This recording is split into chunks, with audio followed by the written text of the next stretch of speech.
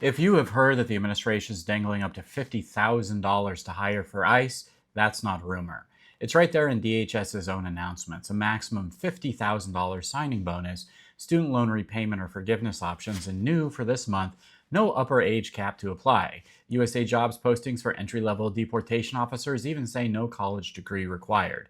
So the recruiting push is real and it's aggressive. Now put that next to what's happening across the rest of government. On July 8th, the Supreme Court allowed the administration to move forward with mass federal layoffs while the lawsuits play out. Within days and weeks, the State Department began cutting roughly 1,300 positions. The Supreme Court then allowed the Education Department to proceed with layoffs of nearly 1,400 more. Meanwhile, the VA says it's on track to reduce nearly 30,000 jobs by the end of this fiscal year, largely through attrition and early retirements. No formal RIF, but a lot fewer people to do the work when every facility is severely short-staffed. IRS has shrunk fast via buyouts. Social Security is planning several thousand reductions this year. These aren't abstractions. They affect the phone line you call, the claim you file, the passport you need, the benefits you've earned, the amount of time you have to wait in line at the airport to be screened. And here's a choice that should make everyone stop and think. In peak hurricane season, DHS temporarily reassigned FEMA staff to ICE for 90 days to help vet and hire ICE personnel.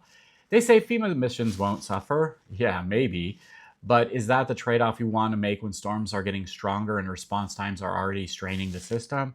I'm a federal employee attorney. I represent people who process your benefits, inspect your food and drugs, investigate fraud, and manage disasters. The folks who keep the boring but essential parts of America running.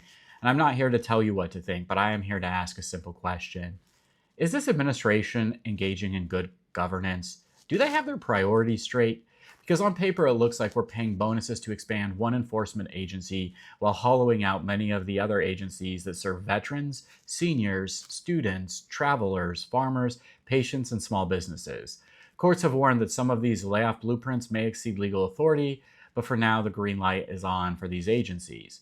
If you run an agency, you can't cut this deep this fast without service consequences, and you know that. If you're an employee, your due process rights and statutory missions still matter.